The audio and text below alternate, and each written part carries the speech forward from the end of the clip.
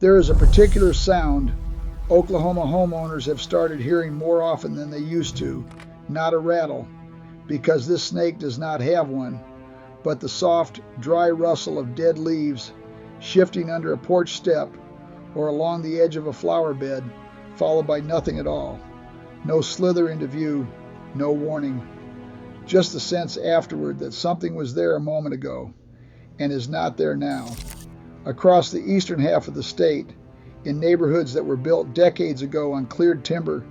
and in newer developments pushing into the cross timbers belt that stretches from the Kansas line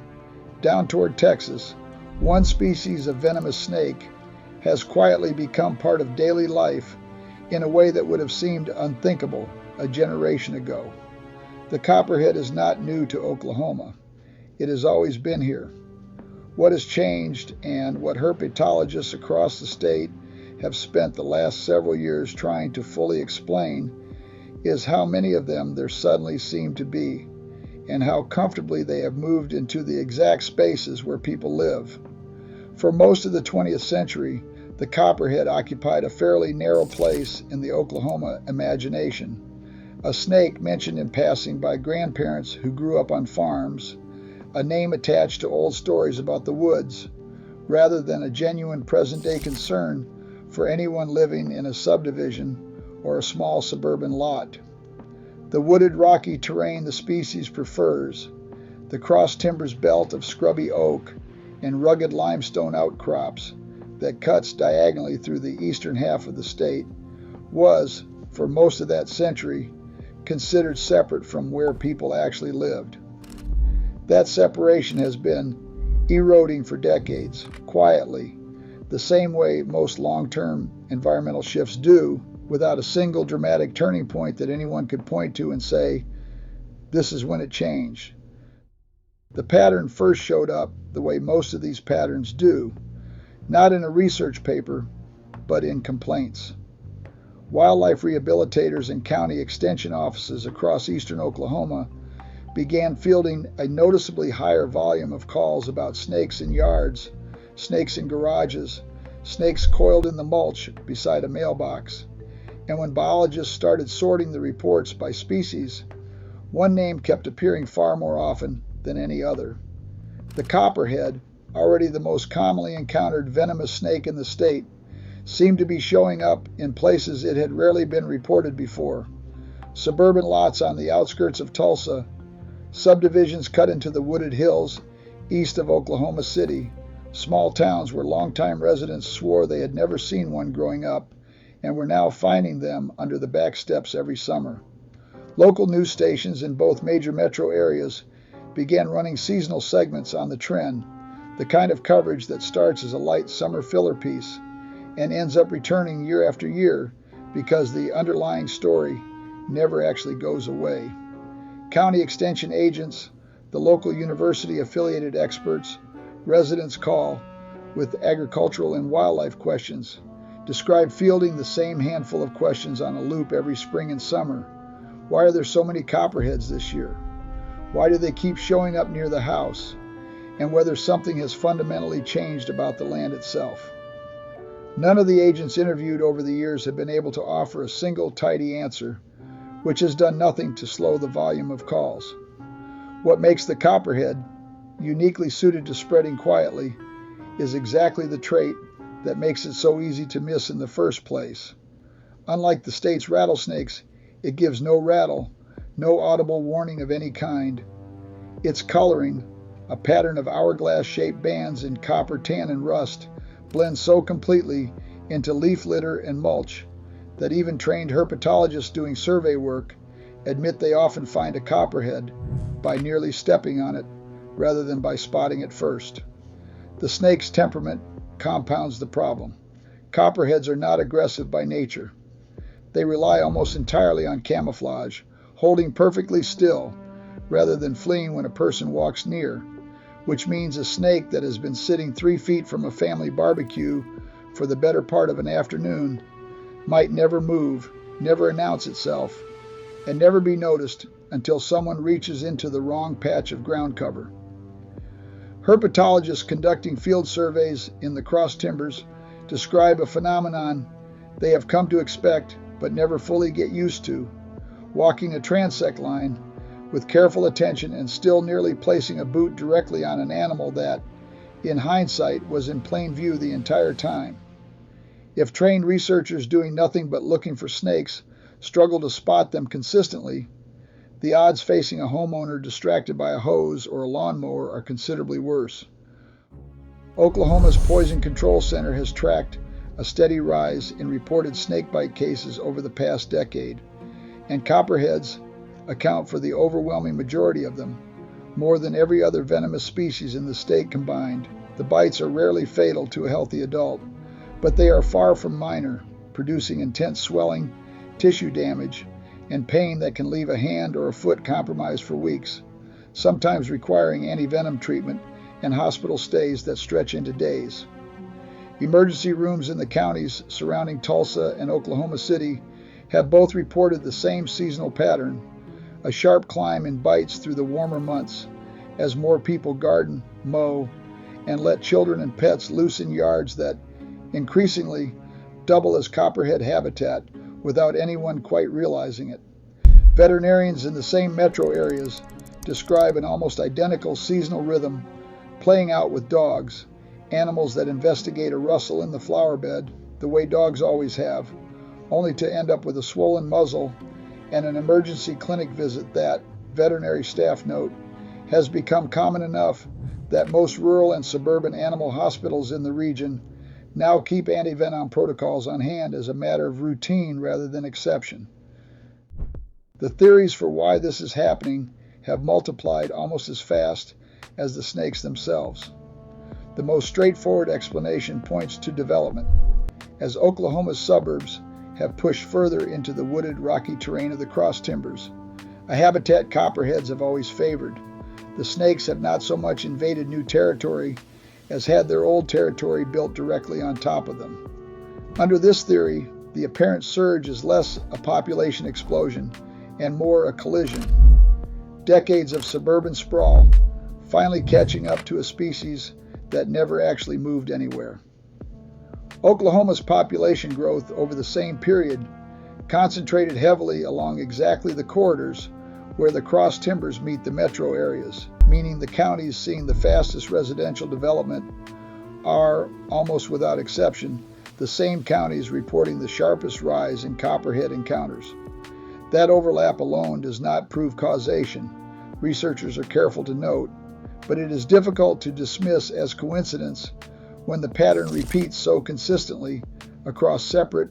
unconnected developments built years apart from one another. A second theory points in the opposite direction, toward the snake's own biology. Copperheads are ambush predators that rely heavily on rodents, and Oklahoma's rodent populations have benefited enormously from the same sprawl that displaced the snakes, patchwork lawns, grain spillage near farms and feed stores,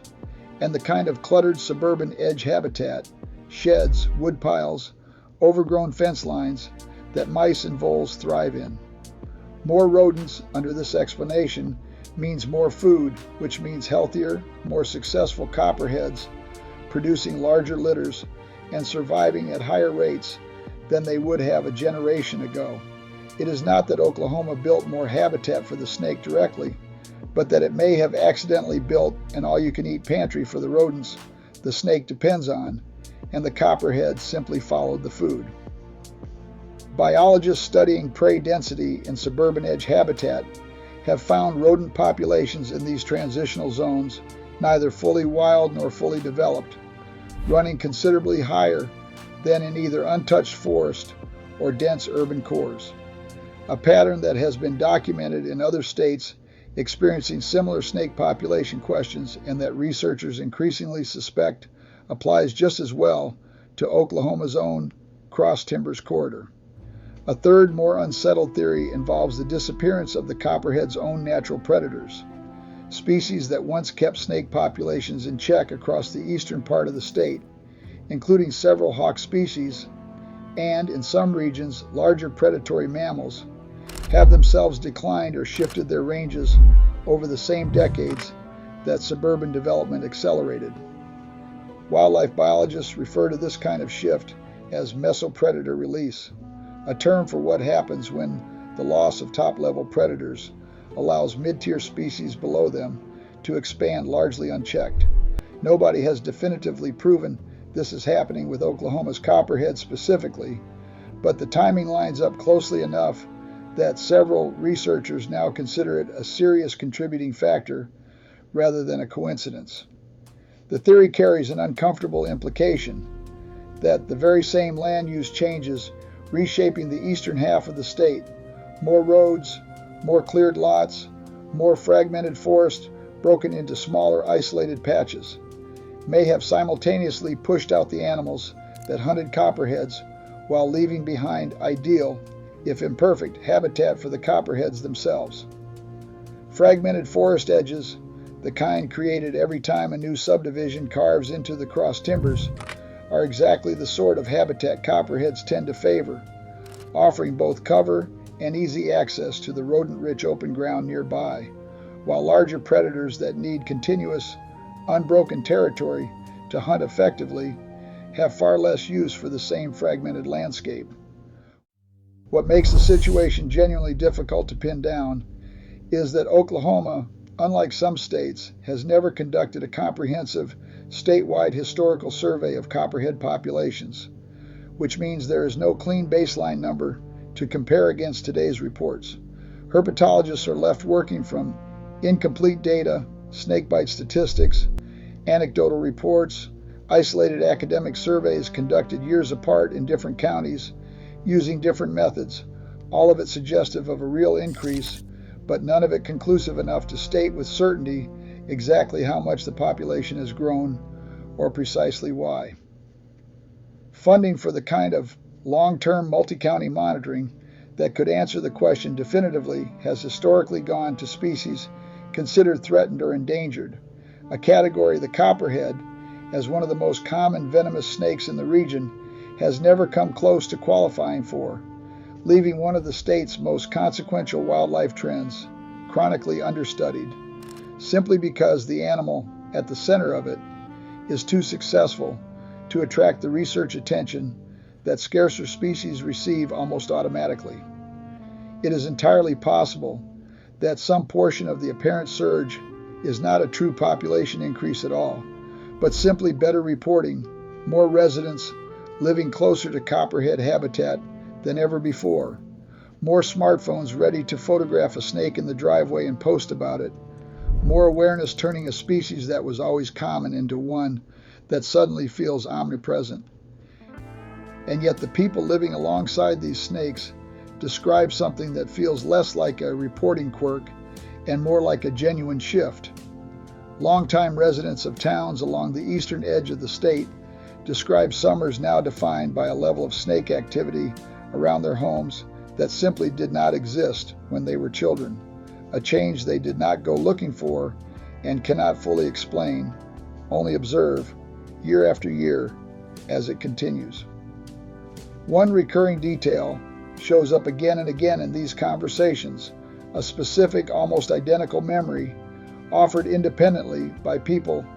who have never spoken to each other of a parent or grandparent who lived on the same land decades earlier and insisted they never once saw a copperhead in all their years there, a claim that has become almost a genre of local storytelling in itself. Equal parts nostalgia and quiet disbelief at how thoroughly the ground beneath their own feet has changed without them noticing it happen. Pest control companies operating in the greater Tulsa area have added copperhead removal as a standing seasonal service, something that would have seemed unnecessary a generation ago and is now routine enough to appear in their standard spring marketing. Landscapers working the wooded subdivisions east of the city have grown accustomed to finding copperheads coiled beneath retaining walls and landscaping timbers, a hazard they now factor into how carefully they approach dense ground cover before ever picking up a tool. Real estate agents in some of the newer developments along the Cross Timbers corridor have started fielding a question that would have sounded strange a decade ago. Prospective buyers asking directly before making an offer how common snakes are in the neighborhood, a sign of just how thoroughly the copperhead's quiet expansion has worked its way into the ordinary, practical concerns of people simply trying to buy a house. The uncomfortable truth researchers keep circling back to is that all three explanations, the habitat collision, the rodent abundance, and the loss of natural predators, are probably true simultaneously, layered on top of each other in ways that are almost impossible to separate cleanly. Oklahoma did not do any one thing to cause this. It built houses where copperheads already lived. It created ideal conditions for the rodents copperheads eat. And somewhere in the same stretch of decades, without anyone deciding to do it, some of the pressures that once kept the population in balance quietly eased. No single agency, no single land use decision, no single event triggered what residents across eastern Oklahoma are now living with. It accumulated, the way these things usually do, one backyard and one subdivision at a time, until what used to be an occasional encounter became something closer to a fact of life. There is no clean resolution to this one, no single discovery that explains everything and lets the story close with certainty, because the truth is that nobody, not the herpetologists, not the wildlife department, not the pest control companies fielding the calls, can say with total confidence exactly why Oklahoma's copperheads seem to be everywhere now, only that they are, and that the trend shows no sign of reversing. Some researchers hold out hope that a well-funded statewide survey could finally settle the question, comparing historical range and density data against present conditions with the kind of rigor the current patchwork of anecdote and partial studies simply cannot provide. Until that happens, the honest answer remains an uncomfortable one for a state that prides itself on knowing its own land, an admission that something has been quietly reshaping the relationship between Oklahomans and one of their oldest resident species, and that the reshaping has outpaced anyone's ability to fully explain it. What used to be a rare, almost noteworthy find in a backyard has quietly become background noise across an entire region of the state, a species that never announced its arrival because it never really arrived at all. It was simply always here, waiting in the leaf litter for the rest of Oklahoma to finish building its way toward it. If you found this fascinating, hit subscribe for more stories like this.